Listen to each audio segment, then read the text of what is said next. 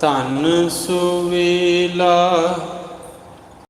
ਜਿਤ ਦਰਸ਼ਨ ਕਰਨਾ, ਹਉ ਬਲਿਹਾਰੀ ਸਤਿ ਗੁਰ ਚਰਣਾ। ਕਿਰਪਾ ਕਰੋ ਦੀਨ ਕੀ ਦਾਤੇ, ਮੇਰਾ ਗੁਣ ਅਵਗੁਣ ਨਾ ਵਿਚਾਰੋ ਕੋਈ। ਮਾਟੀ ਕਾ ਕਿਆ ਧੋਪੈ ਸੁਆਮੀ, ਮਾਨਸ ਕੀ ਗਤ।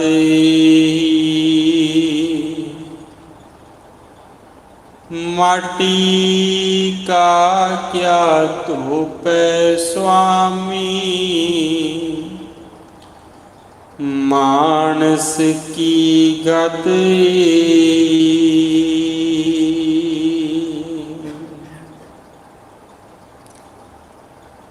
ਪਰਮ ਅਦਬ ਅਰ ਸਨਮਾਨ ਯੋਗ ਚਵਰ ਛਤਰ ਤਖਤ ਦੇ ਮਾਲਕ ਧੰਨ ਧੰਨ ਸਾਹਿਬ ਸ੍ਰੀ ਗੁਰੂ ਗ੍ਰੰਥ ਸਾਹਿਬ ਮਹਾਰਾਜ ਜੀ ਦੇ ਮੁਬਾਰਕ ਮੁਕੱਦਸ ਚਰਨਾਂ ਵਿੱਚ ਹਾਜ਼ਰੀਨ ਗੁਰੂ ਪਿਆਰੀ ਸਾਧ ਸੰਗਤ ਜੀ, ਆਓ ਸਾਰੀਆਂ ਸੰਗਤਾਂ ਗੁਰ ਬਖਸ਼ਿਸ਼ ਗੁਰ ਫਤਿਹ ਦੀ ਸਾਂਝ ਕਰੀਏ। ਪਿਆਰ ਨਾਲ ਆਖੋ ਜੀ, ਵਾਹਿਗੁਰੂ ਜੀ ਕਾ ਖਾਲਸਾ, ਵਾਹਿਗੁਰੂ ਜੀ ਕੀ ਫਤਿਹ।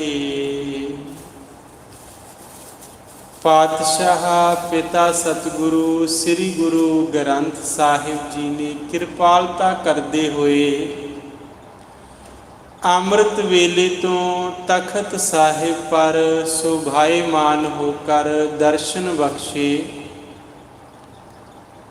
ਨਿਤਨੇਮ ਦੀਆਂ ਅੰਮ੍ਰਿਤ ਬਾਣੀਆਂ ਦੇ ਪਾਠ ਹੋਏ। ਸ੍ਰੀ ਆਸਾ ਜੀ ਕੀ ਵਾਰ ਦੇ ਕੀਰਤਨ ਗੁਰਮੁਖ ਕੀਰਤਨੀਆਂ ਸਿੱਖਾਂ ਨੇ ਆਪ ਸੰਗਤ ਨੂੰ ਸਰਵਣ ਕਰਾਏ। ਸੋ ਹੁਣ ਸਮਾਂ ਹੋਇਆ ਹੈ ਗੁਰਦੇਵ ਪਿਤਾ ਜੀ ਵੱਲੋਂ ਅੰਮ੍ਰਿਤ ਵੇਲੇ ਬਖਸ਼ਿਸ਼ ਹੋਏ ਮੁਖ ਵਾਕ ਦੀ ਵਿਚਾਰ ਦਾ। ਸੋ ਜਿੱਥੇ ਆਪਾਂ ਪਾਵਨ ਬਾਣੀ ਦੀ ਵਿਚਾਰ ਨਾਲ ਜੁੜਨਾ ਹੈ, ਉੱਥੇ ਅੱਜ ਇਤਿਹਾਸਕ ਦਿਹਾੜਾ ਹੈ। ਦੂਸਰੇ ਗੁਰਦੇਵ ਧੰਨ ਧੰਨ ਸਾਹਿਬ ਸ੍ਰੀ ਗੁਰੂ ਅੰਗਦ ਦੇਵ ਮਹਾਰਾਜ ਜੀ ਦਾ ਗੁਰਤਾ ਗੱਦੀ ਗੁਰਪੁਰਬ ਹੈ। ਪਰਉਪਕਾਰੀ ਸਤਿਗੁਰੂ ਸੱਚੇ ਪਾਤਸ਼ਾਹ ਮਹਾਰਾਜ ਜੀ ਦੇ ਇਸ ਪਾਵਨ ਦਿਹਾੜੇ ਨੂੰ ਸਮਰਪਿਤ ਹੁੰਦੇ ਹੋਏ, ਸਤਿਗੁਰੂ ਜੀ ਦੇ ਚਰਨਾਂ ਵਿੱਚ ਨਤਮਸਤਕ ਹੁੰਦੇ ਹੋਏ, ਉਹਨਾਂ ਦੀ ਘਾਲਣਾ ਨੂੰ ਪ੍ਰਣਾਮ ਕਰਦੇ ਕੁਝ ਵਿਚਾਰ ਸਾਂਝੇ ਕਰਾਂਗੇ। ਉਪਰੰਤ ਅੱਜ ਦੇ ਮੁਖਵਾਕ ਦੀ ਵਿਚਾਰ ਨਾਲ ਜੁੜਾਂਗੇ। ਸਾਰੀ ਸੰਗਤ ਪਿਆਰ ਨਾਲ ਆਖੋ ਜੀ, ਸਤਨਾਮ ਸ੍ਰੀ ਵਾਹਿਗੁਰੂ ਸਾਹਿਬ ਜੀ। ਸਾਧ ਸੰਗਤ ਜੀ, ਗੁਰਬਾਣੀ ਦਾ ਇੱਕ ਵਾਕ ਹੈ, ਸੇਵਕ ਕਉ ਸੇਵਾ ਬਣ ਆਈ, ਹੁਕਮ ਬੂਝ ਪਰਮ ਪਦ ਪਾਈ। ਪਰਮ ਪਦਵੀ ਦੀ ਪ੍ਰਾਪਤੀ ਦਾ ਜਿਹੜਾ ਮੁਕਾਮ ਹੈ, ਉਹ ਸੇਵਾ ਕਰਨ ਵਾਲੇ ਸੁਭਾਗਿਆਂ ਨੂੰ ਪ੍ਰਾਪਤ ਹੁੰਦਾ ਹੈ। ਧੰਨ ਸਾਹਿਬ ਸ੍ਰੀ ਗੁਰੂ ਅੰਗਦ ਦੇਵ ਮਹਾਰਾਜ ਜੀ ਦਾ ਪ੍ਰਕਾਸ਼ 31 ਮਾਰਚ 1504 ਨੂੰ ਮੱਤੇ ਦੀ ਸਰਾਂ, ਉਸ ਵੇਲੇ ਜ਼ਿਲ੍ਹਾ ਫਿਰੋਜ਼ਪੁਰ, ਇਸ ਵੇਲੇ ਸ੍ਰੀ ਮੁਕਤਸਰ ਸਾਹਿਬ ਵਿਖੇ ਪਿਤਾ ਬਾਬਾ ਫੇਰੂਮਲ ਜੀ ਅਤੇ ਮਾਤਾ ਸਭਰਾਈ ਜੀ ਦੀ ਕੁੱਖੋਂ ਹੋਇਆ। ਧੰਨ ਸਾਹਿਬ ਸ੍ਰੀ ਗੁਰੂ ਅੰਗਦ ਦੇਵ ਮਹਾਰਾਜ ਜੀ ਦਾ ਮਾਪਿਆਂ ਨੇ ਨਾਮ ਲਹਿਣਾ ਰੱਖਿਆ। ਭਾਈ ਲਹਿਣਾ ਜੀ ਦਾ ਵਿਆਹ ਮਾਤਾ ਖੀਵੀ ਜੀ ਨਾਲ ਹੋਇਆ ਤੇ ਮਹਾਰਾਜ ਜੀ ਨੇ ਆਪਣਾ ਨਿਵਾਸ ਖਡੂਰ ਸਾਹਿਬ ਵਿਖੇ ਕੀਤਾ। ਖਡੂਰ ਸਾਹਿਬ ਤੋਂ ਆਪਣੇ ਬਜ਼ੁਰਗਾਂ ਦੀ ਰਵਾਇਤ ਅਨੁਸਾਰ ਜੰਮੂ ਕਸ਼ਮੀਰ ਵਿਖੇ ਦੇਵੀ ਦੇ ਦਰਸ਼ਨਾਂ ਨੂੰ ਹਰ ਸਾਲ ਜਾਂਦੇ। ਪਰ ਇੱਕ ਦਿਨ ਅੰਮ੍ਰਿਤ ਵੇਲੇ ਉੱਠੇ ਤਾਂ ਆਵਾਜ਼ ਸੁਣੀ, ਜਿਤ ਸੇਵਿਐ ਸੁਖ ਪਾਈਐ, ਸੋ ਸਾਹਿਬ ਸਦਾ ਸੰਭਾਲੀਐ। ਜਿਤ ਕੀਤਾ ਪਾਈਐ ਆਪਣਾ, ਸਾ ਘਾਰ ਬੁਰੀ ਕਿਉ ਘਾਲੀਐ। ਮੰਦਾ ਮੂਲ ਨ ਕੀਚਈ, ਦੇ ਲੰਮੀ ਨਦਰ ਨਿਹਾਲੀਐ। ਜੋ ਸਾਹਿਬ ਨਾਲ ਨਾ ਹਾਰੀਐ, ਤੇ ਵੇਖਾ ਪਾਸਾ ਢਾਲੀਐ। ਕਿਛ ਲਾਹੇ ਉੱਪਰ ਘਾਲੀਐ। ਇਹ ਸ਼ਬਦ ਇੰਨੇ ਰਸਦਾਇਕ ਸਨ। ਇਹਨਾਂ ਸ਼ਬਦਾਂ ਨੂੰ ਗਾਉਣ ਵਾਲਾ ਗੁਰਮੁਖ ਇੰਨਾ ਭਿੱਜ ਕੇ ਗਾ ਰਿਹਾ ਸੀ ਕਿ ਭਾਈ ਲਹਿਣੇ ਦੇ ਧੁਰ ਅੰਦਰ ਤੱਕ ਇਹ ਸ਼ਬਦਾਂ ਨੇ ਅਸਰ ਕੀਤਾ। ਬਾਹਰ ਨਿਕਲੇ, ਦੇਖਿਆ ਕੌਣ ਗਾ ਰਿਹਾ ਹੈ? ਭਾਈ ਜੋਧ ਜੀ ਬਾਣੀ ਗਾ ਰਹੇ ਨੇ। ਪੁੱਛਿਆ, ਭਾਈ ਜੋਧ ਜੀ ਇਹ ਬਾਣੀ ਕਿਹਨਾਂ ਦੀ ਹੈ? ਸ਼ਬਦ ਕਿਹਨਾਂ ਦੇ ਨੇ? ਬੜਾ ਸੁਖ ਦੇਣ ਵਾਲੇ ਨੇ। ਭਾਈ ਜੋਧ ਜੀ ਕਹਿੰਦੇ ਇਹ ਬਾਣੀ ਜਗਤ ਗੁਰੂ ਧੰਨ ਸ੍ਰੀ ਗੁਰੂ ਨਾਨਕ ਦੇਵ ਮਹਾਰਾਜ ਦੀ ਹੈ। ਮੈਂ ਉਹਨਾਂ ਦੇ ਦਰਸ਼ਨ ਕਰਨੇ ਹੋਣ ਤਾਂ ਕਿੱਥੇ ਦਰਸ਼ਨ ਹੋਣਗੇ? ਕਹਿੰਦੇ ਉਹ ਸ੍ਰੀ ਕਰਤਾਰਪੁਰ ਸਾਹਿਬ ਵਿਖੇ ਨਿਵਾਸ ਕਰਦੇ ਹਨ।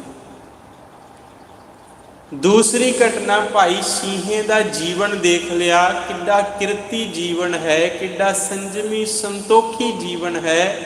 ਜ਼ਿੰਦਗੀ ਦੇ ਵਿੱਚ ਆਪਣੀ ਕਿਰਤ ਤੇ ਉਹੀ ਮਨੁੱਖ ਸੰਤੁਸ਼ਟ ਉਤਰਦੇ ਨੇ ਜਿਨ੍ਹਾਂ ਨੂੰ ਕੋਈ ਰਹਿਮਤ ਪ੍ਰਾਪਤ ਹੋਵੇ, ਵਰਨਾ ਬੰਦੇ ਦੀ ਜ਼ਿੰਦਗੀ 'ਚ ਲਾਲਚ ਆ ਹੀ ਜਾਂਦਾ।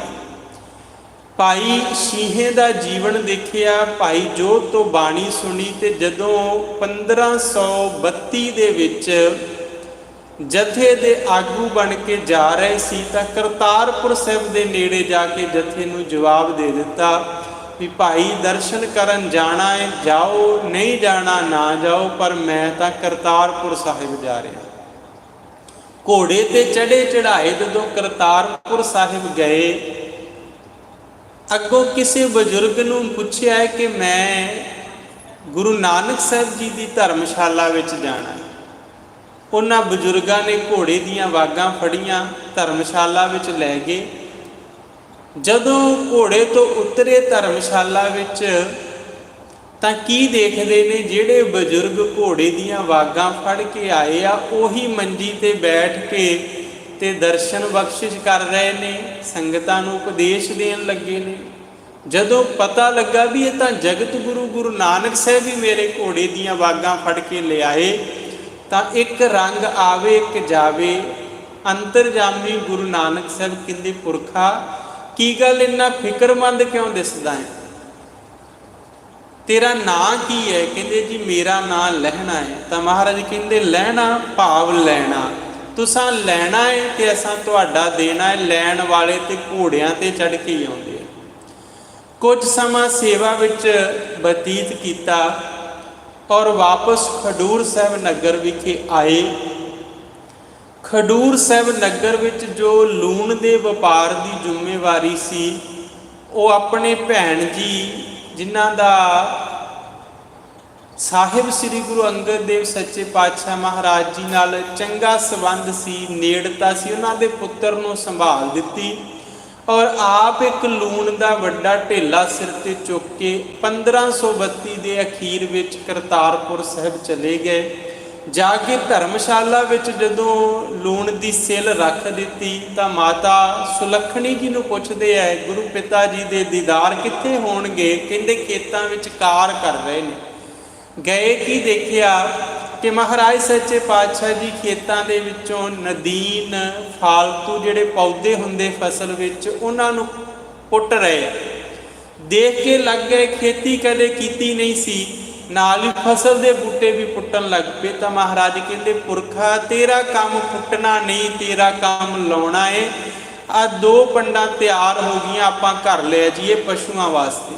एक पंड गुरु नानक साहब ने सिर ते रख ली, एक भाई लहणा जी के सिर ते रखाती। जदों घर पहुँचे माता सुलखणी जी कहते जी तुसी हर एक नाल इसे तरह ही कर दिओ, पहला इन्ना भारा लूण चुक के इन्नी दूर तो आया, आउंदे ही पंड चुका दी आ, सारा चिक्कड़ इन्हां दे जिहड़े सफेद वस्त्र उन्हां ते पै गया है।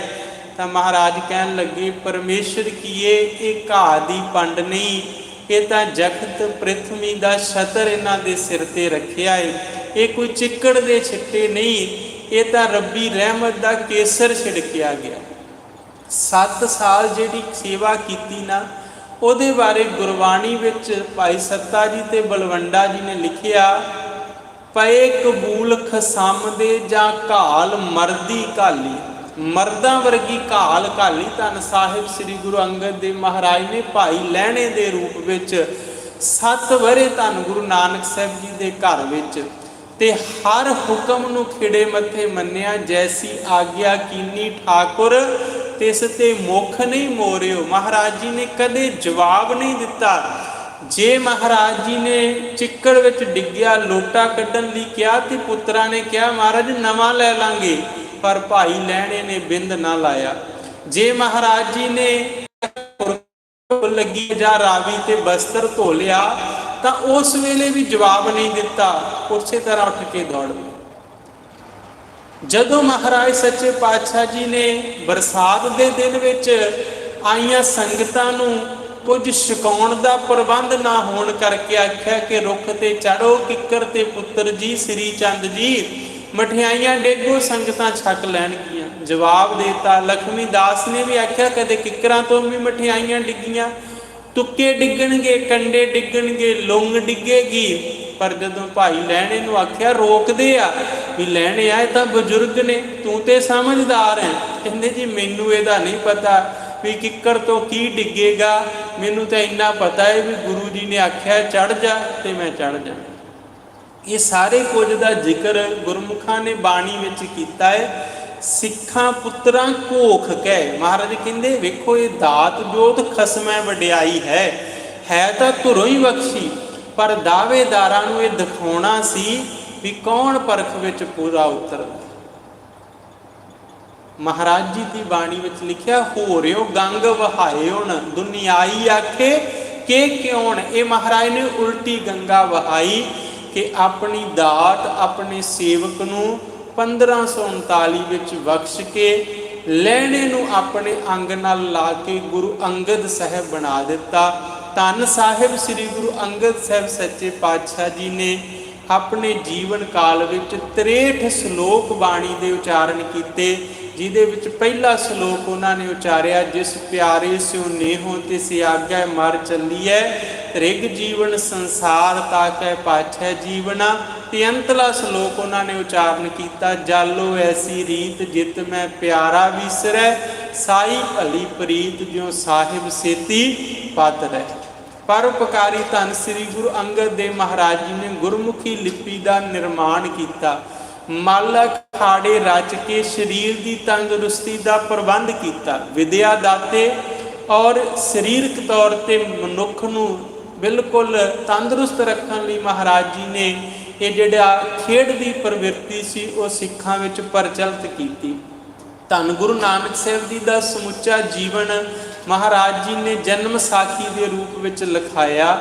ऐसे परोपकारी सतगुर जिन्हां ने लंगर की मर्यादा दे विच बहुत वड्डा वाधा किया, जिथे लंगर की मर्यादा च गुरु अंगद साहब ने वाधा किया उत्थे उन्हां दे धर्म सुपत्नी माता खीवी जी को एक शख्सियत है सिख जगत विच जिन्हां दा गुरु ग्रंथ साहब विच नाम लिखिया है। उन्होंने भी आग्या विच रह के लंगरां दे विच इन्नी महान सेवा की कि बाणी रचनहारियां नूं उन्हां नूं भी प्रणाम करदिआं उन्हां दा बाणी विच जिक्र करना पिया। अज दे दिन धन साहिब श्री गुरु नानक देव महाराज सच्चे पातशाह जी ने 1539 विच 7 सालां दी मर्दां वर्गी घाल नूं प्रवान करदिआं होइआं धन गुरु अंगद साहिब महाराज जी नूं दूसरे गुरु थापिया, जिन्हां बारे बाणी विच लिखिया। फिर महाराज सच्चे पातशाह जी की इस घटना बारे जिक्र है। जोत ओहा जुगत साए सहकाया फेर, पलटिए झुलै सो छत निरंजनी, मल तखत बैठा गुर हटिए। ये सतगुरु सच्चे पातशाह जी का आपां संखेप जिहा इतिहासिक पक्ष देखिया। आओ रहिंदे समय तक आपां अज दे पावन मुख वाक दियां विचारां नाल जुड़िए। सारी संगत प्यार नाल आखो जी सतनाम श्री वाहिगुरु साहिब जी। बैराड़ी महला चौथा, हर जन राम नाम गुण गावै, जे कोई निंद करे हर जन की, अपना गुण ना गवावै। धन धन रामदास गुर। चौथे पातशाह गुरु रामदास महाराज जी किरपा कर रहे ने बैराड़ी राग विच गुरु ग्रंथ साहिब जी के पावन अंग नंबर 719 ਅਤੇ 20 ਉੱਪਰ अंकित इस शब्द की दात बख्श रहे ने। आरंभक तुकां रहाओ दा बंद है। पातशाह जी किरपा करदे हर जन राम नाम गुण गावे। हर जन परमेश्वर दा दासरा, अकाल पुरख दा सेवक राम नाम गुण गावे। परमात्मा नूं राम रूप देखदा है। राम दा अर्थ है रमिया होया, व्यापक, हर थां ते वसिया होया, जिन्हों बाणी च आख्या कि जाहरा जहूर है कि हाजरा हजूर है। जाहर हाजर जिसनों जानता है उस दे गुण गाउंदा है। ये नहीं कि गुण गाउंदा है ते उहनूं मनदा है भी वो किते दूर रहिंदा है, किसी धार्मिक स्थान ते रहिंदा है। क्योंकि बहुत सारिया ने इस तरह भावना बना के परमेश्वर नूं सिमरिया कि परमेश्वर धार्मिक स्थानां ते निवास करता है। अल्लाह एक मसीत बस्त है, अवर मुल्क किस केरा, हिंदू मूरत नाम निवासी, दोह मैं तत् ना हीरा। कबीर साहब कहते मैं अपने इर्द गिर्द रहन वाले धार्मिक बंदियां नूं पुछया भी तुहाडी भावना है परमेश्वर विच ते कित्थे रहिंदा है परमेश्वर। वो कहते अल्लाह एक मसीत बस्त है। इस्लाम नूं परणाया होया आख्या वो मसीत विच वसदा है। अल्लाह एक मसीत बस्त है, अवर मुल्क किस केरा। जे दूसरे मत के लोगों को पुछया हिंदू मूरत नाम निवासी, वो कहते मंदिर की मूरत विच वसदा है। भगत साहब जी कहते दोह मैं तत् ना हेरा। सच है इस गल च कोई झूठ नहीं कि परमात्मा खुदा मस्जिद विच है, मूरत विच भी है, पर ये संपूर्ण सच नहीं है भी इत्थे ही है। वो हर थां ते है, क्योंकि जदों उसनूं हर थां ते देखांगे तां ही मनुख पापां तो बच सकेगा। जदों असीं उहनूं एक थां ते निर्धारित करता, जदों असीं दूर गए तो साडे मन विच पाप उपजणगे भी कौन वेखदा है, परमात्मा ते वेखदा नहीं। हरि दा जन राम नूं रमिया होया जान के, हर थां ते हाज़र जान के उहदे गुण गाउंदा है। क्योंकि अक्सर आपां देखदे हां जिहड़े मनुख रब नूं दूर मनदे आ, मुख में राम राम बगल में छुरी, मूँह तो राम राम भी करते हैं पर नाल पाप भी कमाउंदे आ। ਇਹਦਾ मतलब है कि वो परमात्मा नूं हाज़र नहीं जानते। निशानी है हर जन की रब के दासरे दी कि वो रब नूं हाज़र नाज़र जानता है और रब के गुण गाउंदा है। ऐसा करदियां होया दुनिया ना सलाहे। महाराज जी कहते जे कोई निंद करे हर जन की, अपना गुण ना गवावै।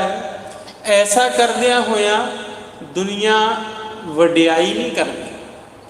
दुनिया मनुख नूं ताने दिंदी है, पर वो तानियां ते मिहणियां नूं अपने ते झल जांदे। क्योंकि दुनिया का सुभाव है दुनिया ना सा लाहे जो मर वंजसी, लोका ना सा लाहे जो मर खाक थी।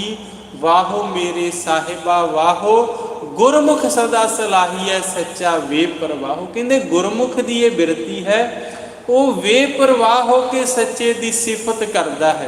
वो नहीं सोचता कि मैं दुनिया खुश करनी है, ਜਾਂ ਦੁਨੀਆ ਮੇਰੇ ਬਾਰੇ ਕੀ ਕਹਿ ਰਹੀ ਹੈ। ਉਹ ਆਪਣਾ ਨਿਸ਼ਾਨਾ ਮਿੱਥ ਕੇ ਆਪਣੀ ਮੰਜ਼ਿਲ ਸਰ ਕਰਨ ਲਈ ਹਮੇਸ਼ਾ ਸੰਘਰਸ਼ ਕਰਦਾ ਹੈ, ਕਿਉਂਕਿ ਦੁਨੀਆ ਕਦੇ ਵੀ ਸੰਘਰਸ਼ ਕਰਨ ਵਾਲਿਆਂ ਦਾ ਸਾਥ ਨਹੀਂ ਦਿੰਦੀ।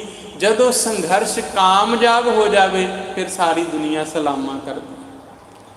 ਮਸ਼ੱਕਤ ਇਕੱਲਿਆਂ ਨੂੰ ਕਰਨੀ ਪੈਂਦੀ ਹੈ, ਲੋਕਾਂ ਤੋਂ ਬਹੁਤ ਕੁਝ ਸੁਣਨਾ ਵੀ ਪੈਂਦਾ ਹੈ, ਪਰ ਜਦੋਂ ਮੰਜ਼ਿਲ ਤੇ ਪਹੁੰਚ ਜਾਈਏ ਫਿਰ ਸਾਰੇ ਹੀ ਕਹਿੰਦੇ ਅਸੀਂ ਤੇਰੇ ਨਾਲ ਸੀ। ਭਗਤ ਕਬੀਰ ਸਾਹਿਬ ਕਹਿੰਦੇ ਆਪਾਂ ਖੋਲ ਕੇ ਦੁਨੀਆ ਦੇ ਸਾਹਮਣੇ ਸੱਚ ਰੱਖਦੇ ਹਾਂ।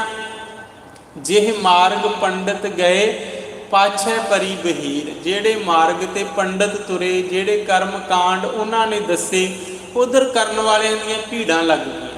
ਪਰ ਇੱਕ ਅਵਘਟ ਘਾਟੀ ਰਾਮ ਕੀ ਤਿਹ ਚੜ ਰਹੇ ਹੋ, ਕਬੀਰ ਕਹਿੰਦੇ ਇੱਕ ਘਾਟੀ ਹੈ ਰਾਮ ਨੂੰ ਮਿਲਣ ਵਾਲੀ, ਉਸ ਘਾਟੀ ਤੇ ਕਬੀਰ ਇਕੱਲਾ ਹੀ ਹੈ। ਤੇ ਲੋਕ ਇਹ ਕਹਿੰਦੇ ਆ ਵੀ ਇਹ ਕਮਲਾ ਹੋ ਗਿਆ। ਲੋਕ ਕਹੇ ਕਬੀਰ ਬੋਰਾਨਾ, ਵੀ ਕਬੀਰ ਕਮਲਾ ਹੋ ਗਿਆ ਹੈ, ਵੀ ਇਹ ਇਕੱਲਾ ਹੀ ਨਵਾਂ ਰਾਹ ਲੈ ਕੇ ਤੁਰ ਪਿਆ। ਐਂ ਤਾਂ ਕੋਈ ਵੀ ਨਹੀਂ ਕਰਦਾ, ਕਿਉਂਕਿ ਬਹੁ ਗਿਣਤੀ ਦੇਖੀ ਜਾਂਦੀ ਹੈ ਨਾ। ਜੇ ਬਹੁ ਗਿਣਤੀ ਗਲਤ ਕੰਮ ਕਰਦੀ ਆ ਤਾਂ ਲੋਕ ਉਹਨੂੰ ਹੀ ਠੀਕ ਮੰਨਦੇ ਆ। ਜੇ ਥੋੜੀ ਗਿਣਤੀ 'ਚ ਕੋਈ ਸਹੀ ਕੰਮ ਕਰ ਰਿਹਾ ਉਹਨੂੰ ਕਹਿੰਦੇ ਇਹ ਤਾਂ ਕਮਲੇ ਆ, ਇਹਨਾਂ ਨੂੰ ਤੇ ਪਤਾ ਹੀ ਨਹੀਂ ਹੈ। ਐਂ ਲੋਕ ਤਾਂ ਸਦੀਆਂ ਤੋਂ ਇੱਦਾਂ ਕਰਦੇ ਆ ਰਹੇ। ਜੇ ਗੁਰੂ ਨਾਨਕ ਸਾਹਿਬ ਵੀ ਇਹੀ ਗੱਲ ਮੰਨ ਲੈਂਦੇ ਤਾਂ ਫਿਰ ਅਸੀਂ ਤਾਂ ਕਦੇ ਵੀ ਸਿੱਖ ਧਰਮ ਨੂੰ ਨਾ ਦੇਖਦੇ, ਨਾ ਅਸੀਂ ਹੋਂਦ ਚਾਹੁੰਦੇ, ਕਿਉਂਕਿ ਸਦੀਆਂ ਤੋਂ ਬ੍ਰਾਹਮਣ ਚਿੱਟੀਆਂ ਬੋਦੀਆਂ ਵਾਲੇ ਪਾਣੀ ਵਿੱਚ ਖੜ ਕੇ ਸੂਰਜ ਨੂੰ ਪਾਣੀ ਸੁੱਟਦੇ ਸੀ, ਤੇ ਗੁਰੂ ਨਾਨਕ ਸਾਹਿਬ ਭਰ ਜਵਾਨੀ ਵਿੱਚ ਸਨ, ਇਕੱਲੇ ਹੀ ਤੂੰ ਉਲਟ ਦਿਸ਼ਾ ਵਿੱਚ ਪਾਣੀ ਸੁੱਟਣ ਲੱਗ ਪਏ। ਹੁਣ ਸਾਰੇ ਲੋਕ ਕਹਿੰਦੇ ਆ ਵੀ ਇਹ ਬ੍ਰਾਹਮਣ ਤਾਂ ਸਦੀਆਂ ਤੋਂ ਪੀੜ੍ਹੀ ਦਰ ਪੀੜ੍ਹੀ ਸੂਰਜ ਨੂੰ ਪਾਣੀ ਦਿੰਦੇ ਆ, ਤੇ ਤੁਸੀਂ ਉਲਟਾ ਹੀ ਕੰਮ ਕਰ ਲਿਆ। ਮਹਾਰਾਜ ਕਹਿੰਦੇ ਦਿੰਦੇ ਹੋਣਗੇ ਪਰ ਇਹ ਠੀਕ ਨਹੀਂ। ਉਹ ਕਹਿੰਦੇ ਤੂੰ ਕੱਲ ਦਾ ਜਵਾਕ, ਤੂੰ ਸਿਆਣਾ ਹੋ ਗਿਆ ਤੇ ਇਹ ਬਜ਼ੁਰਗ ਕਮਲੇ ਹੋ ਗਏ। ਉਹ ਕਹਿੰਦੇ ਮੈਨੂੰ ਨਹੀਂ ਇਹ ਪਤਾ ਵੀ ਇਹ ਕਮਲੇ ਹੋ ਗਏ ਜਾਂ ਕੀ ਹੋ ਗਏ, ਪਰ ਸਿਧਾਂਤ ਇਹ ਹੈ ਸੂਰਜ ਨੂੰ ਸੁੱਟਿਆ ਪਾਣੀ ਸੂਰਜ ਤੱਕ ਨਹੀਂ ਜਾਂਦਾ।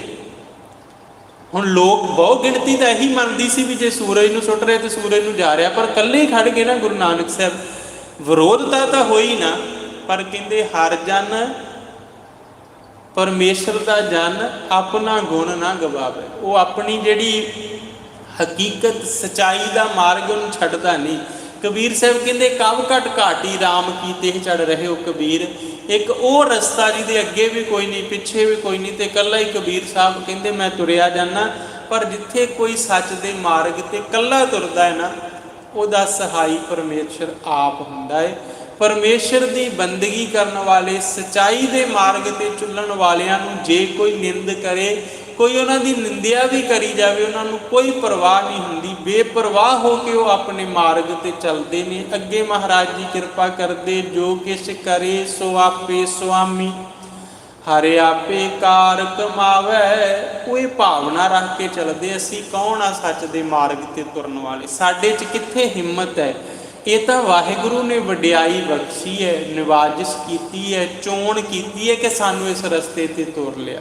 ਜੋ ਕਿਛ ਕਰੇ ਸੋ ਆਪੇ ਸੁਆਮੀ, ਮਾਲਕ ਆਪ ਹੀ ਕਰ ਰਿਹਾ ਹੈ। ਹਰਿ ਆਪੇ ਕਾਰ ਕਮਾਵੇ। ਰਤਾ ਭਰ ਵੀ ਹੰਕਾਰ ਨਹੀਂ ਆਉਂਦਾ ਮਨ ਵਿੱਚ, ਕੋਈ ਹਉਮੈ ਨਹੀਂ ਆਉਂਦੀ ਵੀ ਮੈਂ ਚੰਗਾ ਕੰਮ ਕਰ ਰਿਹਾ। ਉਹ ਤਾਂ ਇਹੀ ਕਹਿੰਦੇ ਆ ਮੈਂ ਤਾਂ ਕੁਛ ਵੀ ਕਰਨ ਜੋਗਾ ਨਹੀਂ, ਇਹ ਸਭ ਕੁਝ ਤਾਂ ਪਰਮੇਸ਼ਰ ਆਪ ਹੀ ਕਰ ਰਿਹਾ। ਆਪੇ ਹੀ ਹਰ ਆਪੇ ਹੀ ਮਤ ਦੇਵੈ ਸੁਆਮੀ, ਹਰ ਆਪੇ ਬੋਲ ਬੁਲਾਵੇ। ਮੇਰੇ 'ਚ ਮਤ ਨਹੀਂ ਹੈ, ਮੈਂ ਤਾਂ ਅਵਗੁਣਾਂ ਦਾ ਭਰਿਆ ਹੋਇਆ, ਥੋੜ੍ਹੀ ਮੱਤ ਵਾਲਾ ਹਾਂ, ਪਰ ਆਪੇ ਹੀ ਪਰਮੇਸ਼ਰ ਨੇ ਮੈਨੂੰ ਸਮੱਤ ਬਖਸ਼ੀ ਹੈ।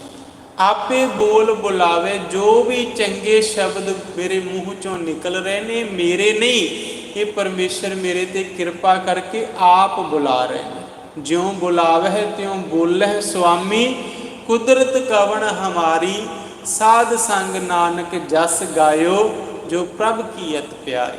ਕਹਿੰਦੇ ਜਿਉਂ ਬੁਲਾਵੋ ਤਿਉਂ ਬੋਲਹਿ ਸੁਆਮੀ, ਜਿਵੇਂ ਤੁਸੀਂ ਬੁਲਾਉਂਦੇ ਹੋ ਉਵੇਂ ਹੀ ਬੋਲਦੇ। ਆਪਾਂ ਲੋਕ ਹੈਗੇ ਆ ਮੂਰਖ, ਆਪਾਂ ਮੂੰਹ ਰੱਖਦੇ ਹਾਂ ਵੀ ਜੇ ਮੈਂ ਆਹ ਗੱਲ ਕਹੀ, ਭਾਵੇਂ ਗੱਲ ਸੱਚੀ ਹੈ ਪਰ ਸੁਣਨ ਵਾਲਾ ਗੁੱਸਾ ਕਰੇਗਾ, ਸੁਣਨ ਵਾਲੇ ਦੇ ਮੇਰੇ ਨਾਲ ਸੰਬੰਧ ਵਿਗੜ ਜਾਣਗੇ। ਪਰ ਰੱਬ ਦੇ ਪਿਆਰੇ ਮੂਰਖ ਨਹੀਂ ਹੁੰਦੇ, ਉਹ ਕਿਸੇ ਦਾ ਮੂੰਹ ਨਹੀਂ ਰੱਖਦੇ, ਉਹ ਜੋ ਅੰਦਰੋਂ ਵਾਹਿਗੁਰੂ ਪ੍ਰੇਰਣਾ ਦਿੰਦਾ ਵੀ ਇਹ ਗਲਤ ਹੈ ਤੇ ਇਹਨੂੰ ਗਲਤ ਕਹਿ, ਤੇ ਉਹ ਕਹਿ ਦਿੰਦੇ। ਉਹਨਾਂ ਨੂੰ ਪਰਵਾਹ ਨਹੀਂ ਵੀ ਕੋਈ ਟੁੱਟਦਾ ਤੇ ਟੁੱਟ ਜਾਵੇ, ਕੋਈ ਰੁੱਸਦਾ ਤੇ ਰੁੱਸ ਜਾਵੇ, ਪਰ ਸਚਾਈ ਜਿਹੜੀ ਹੈ ਉਹ ਇਹੀ ਹੈ। ਉਹ ਗਲਤ ਨੂੰ ਗਲਤ ਕਹਿੰਦੇ ਆ, ਠੀਕ ਨੂੰ ਠੀਕ ਕਹਿੰਦੇ, ਔਰ ਮਾਣ ਵੀ ਨਹੀਂ ਕਰਦੇ ਵੀ ਮੈਂ ਬੜਾ ਸੱਚ ਬੋਲਦਾ। ਉਹ ਕਹਿੰਦੇ ਮੈਂ ਨਹੀਂ ਬੋਲਦਾ, ਹਰੇ ਆਪੇ ਬੋਲ ਬੁਲਾਵੇ। ਇਹ ਤੇ ਉਹ ਬੁਲਾਉਂਦਾ ਹੈ ਤਾਂ ਮੈਂ ਬੋਲਦਾ। ਅੱਗੇ ਮਹਾਰਾਜ ਜੀ ਕਿਰਪਾ ਕਰਦੇ, ਹਰ ਆਪੇ ਪੰਚ ਤਤ ਵਿਸਥਾਰਾ, ਵਿੱਚ ਧਾਤੂ ਪੰਚ ਆਪ ਪਾਵੈ। ਕਹਿੰਦੇ ਪੰਜ ਤੱਤਾਂ ਦਾ ਜਿਹੜਾ ਸੰਸਾਰ ਹੈ ਨਾ, ਇਹ ਵਾਹਿਗੁਰੂ ਦੀ ਆਪਣੀ ਸਿਰਜਣਾ ਹੈ।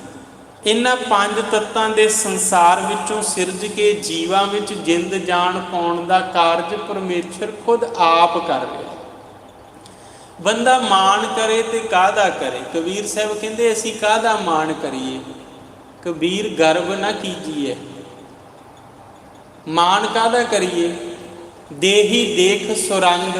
ਭਾਵੇਂ ਅੱਜ ਸਾਡੇ ਕੋਲੇ ਬੜੀ ਸੋਹਣੀ ਦੇਹੀ ਹੈ ਤੇ ਮੈਂ ਕਹਾਂ ਮੈਂ ਇਸ ਦੇਹੀ ਨਾਲ ਬੜੇ ਕੰਮ ਕਰਦਾ, ਪਰ ਆਜ ਕਾਲ ਤਜ ਜਾਹੋਗੇ ਕਾਂਚਰੀ ਪੋਇੰਗ। ਜਿਵੇਂ ਸੱਪ ਪੁੰਜ ਛੱਡ ਜਾਂਦਾ ਐਵੇਂ ਦੇਹ ਛੱਡ ਜਾਣੀ ਹੈ, ਤੇ ਮਾਣ ਕਾਹਦਾ ਹੈ? ਇਹ ਤਾਂ ਮਾਲਕ ਦੀ ਰਜਾ ਵਿੱਚ ਅਸੀਂ ਤੁਰੇ ਫਿਰਦੇ ਹਾਂ। ਕਬੀਰ ਕੂਕਰ ਰਾਮ ਕੋ ਮੁਤੀਆ ਮੇਰੋ ਨਾਉ, ਗਲੇ ਹਮਾਰੇ ਜੇਵਰੀ ਜਹ ਖਿੰਚੈ ਤਹ ਜਾਓ। ਨੇ ਗਲ 'ਚ ਜੇਵਰੀ ਪਾਈ, ਜਿੱਧਰ ਖਿੱਚਦਾ ਉੱਧਰ ਤੁਰੇ ਫਿਰਦੇ ਹਾਂ। ਕਿਉਂਕਿ ਸਾਰੇ ਕੁਝ ਨੂੰ ਕਰਨ ਕਰਾਉਣ ਵਾਲਾ ਉਹ ਪਰਮਾਤਮਾ ਆਪ ਹੈ। ਜਨ ਨਾਨਕ ਸਤਿਗੁਰ ਮੇਲੇ ਆਪੇ, ਹਾਰੇ ਆਪੇ ਝਗਰ ਚੁਕਾਵੇ। ਜੇ ਕੋਈ ਬੰਦਾ ਕਵੇ ਕਿ ਮੈਂ ਬਹੁਤ ਸਿਆਣਾ ਹੋ ਕੇ ਆਪਣੇ ਅੰਦਰ ਜਿਹੜੇ ਵਿਕਾਰਾਂ ਦੇ ਝਗੜੇ ਆਪੇ ਹੀ ਨਿਪਟਾ ਲਾਂਗਾ। ਹੁਣ ਵੇਖੋ, ਬੰਦਾ ਲਾ ਕਰਦਾ ਹੈ, ਪੜ੍ਹਾਈ ਕਰਦਾ ਹੈ, ਔਰ ਸਮਰੱਥ ਹੋ ਜਾਂਦਾ ਹੈ। ਉਹਨੂੰ ਸਮੇਂ ਦੀਆਂ ਸਰਕਾਰਾਂ ਅਹੁਦਾ ਦੇ ਦਿੰਦੀਆਂ, ਜੱਜ ਬਣਾ ਦਿੰਦੀਆਂ। ਉਹ ਲੋਕਾਂ ਦੇ ਨਿਆਂ ਕਰਦਾ ਹੈ, ਫੈਸਲੇ ਕਰਦਾ ਹੈ, ਝਗੜੇ ਨਿਬੇੜਦਾ ਹੈ, ਪਰ ਉਹਦੇ ਆਪਣੇ ਝਗੜੇ ਉਹਦੇ ਤੋਂ ਆਪ ਤੋਂ ਨਿਬੜਦੇ ਨਹੀਂ। ਉਹਦੇ ਅੰਦਰ ਜਿਹੜੀ ਕਸ਼ਮਕਸ਼ ਜੰਗ ਚੱਲ ਰਹੀ ਆ, ਜਿਹੜਾ ਝਗੜਾ ਚੱਲ ਰਿਹਾ, ਉਹ ਨਹੀਂ ਨਿਬੜਦਾ। ਕਿਉਂ? ਕਿਉਂਕਿ ਉਹਨੂੰ ਨਿਬੇੜਨ ਦੀ ਉਹਦੇ ਵਿੱਚ ਸਮਰੱਥਾ ਹੀ ਹੈ ਨਹੀਂ। ਇਹ ਝਗੜਾ ਤਾਂ ਜਨ ਨਾਨਕ ਸਤਿਗੁਰ ਮੇਲੇ ਆਪੇ, ਹਰੇ ਆਪੇ ਝਗੜ ਚੁਕਾਵੇ। ਉਹ ਆਪ ਹੀ ਨਿਬੇੜਦਾ। ਜਦੋਂ ਕੋਈ ਉਹਦੇ ਚਰਨਾਂ ਵਿੱਚ ਆ ਕੇ ਕਹਿੰਦਾ ਹੈ ਵੀ ਮਹਾਰਾਜ ਸੱਚੇ ਪਾਤਸ਼ਾਹ ਤੁਸੀਂ ਕਿਰਪਾ ਕਰੋ, ਮੇਰੀ ਮੱਤ ਥੋੜ੍ਹੀ ਰਾਮ, ਮੇਰੀ ਮੱਤ ਤੇ ਥੋੜ੍ਹੀ ਜਿਹੀ ਆ, ਮੈਨੂੰ ਤੇ ਦੁਨੀਆ ਦੀਆਂ ਠੱਗੀਆਂ ਠੁੱਗੀਆਂ ਮਾਰਨੀਆਂ ਆਉਂਦੀਆਂ ਨੇ, ਪਰ ਆਪਣਾ ਜੀਵਨ ਸਵਾਰਨਾ ਨਹੀਂ ਆਉਂਦਾ। ਤੁਸੀਂ ਮਿਹਰਾਮਤ ਕਰੋ ਤੇ ਮੇਰਾ ਜੀਵਨ ਸਵਾਰ ਦਿਓ। ਜਦੋਂ ਕੋਈ ਨਿਰਮਾਣ ਹੋ ਕੇ ਗੁਰੂ ਚਰਨਾਂ ਵਿੱਚ ਆਉਂਦਾ ਹੈ ਤਾਂ ਗੁਰੂ ਉਹਨੂੰ ਆਪਣੇ ਨਾਲ ਮੇਲਦਾ ਹੈ। ਉਹਦੇ ਜੀਵਨ ਦੇ ਜਿਹੜੇ ਅੰਦਰ ਚੱਲ ਰਹੇ ਝਗੜੇ ਨੇ ਉਹਨਾਂ ਨੂੰ ਸ਼ਾਂਤ ਕਰਕੇ ਔਰ ਬਿਲਕੁਲ ਸ਼ਾਂਤੀ ਬਖਸ਼ਿਸ਼ ਕਰਕੇ ਵਾਹਿਗੁਰੂ ਉਹਨੂੰ ਆਪਣੇ ਵਿੱਚ ਮਿਲਾ ਲੈਂਦਾ ਹੈ। ਇਹ ਭਾਵਨਾ ਹੈ ਰੱਬ ਦੇ ਦਾਸਰਿਆਂ ਦੀ, ਅਕਾਲ ਪੁਰਖ ਦੇ ਸੇਵਕਾਂ ਦੀ, ਕਿ ਉਹ ਆਪੇ ਹੀ ਸਭ ਕੁਝ ਕਰਦਾ ਹੈ। ਜੇ ਉਹਨੂੰ ਸਮਰਪਿਤ ਹੋ ਜਾਈਏ, ਉਹਦਾ ਪੱਲਾ ਫੜ ਲਈਏ, ਤਾਂ ਉਹ ਆਪੇ ਹੀ ਲੈ ਜਾਂਦਾ ਹੈ, ਆਪਣੇ ਚਰਨਾਂ ਵਿੱਚ ਮਿਲਾ ਲੈਂਦਾ ਹੈ। ਇੰਨੀ ਕੁ ਅੱਜ ਦੀ ਹਰੇ ਆਪੇ ਪੰਚ ਤਤ ਵਿਸਥਾਰਾ, ਵਿੱਚ ਧਾਤੂ ਪੰਚ ਆਪ ਪਾਵੈ। ਜਨ ਨਾਨਕ ਸਤਿਗੁਰ ਮੇਲੇ ਆਪੇ, ਹਰੇ ਆਪੇ ਝਗਰ ਚੁਕਾਵੈ। ਵਾਹਿਗੁਰੂ ਜੀ ਕਾ ਖਾਲਸਾ, ਵਾਹਿਗੁਰੂ ਜੀ ਕੀ ਫਤਿਹ।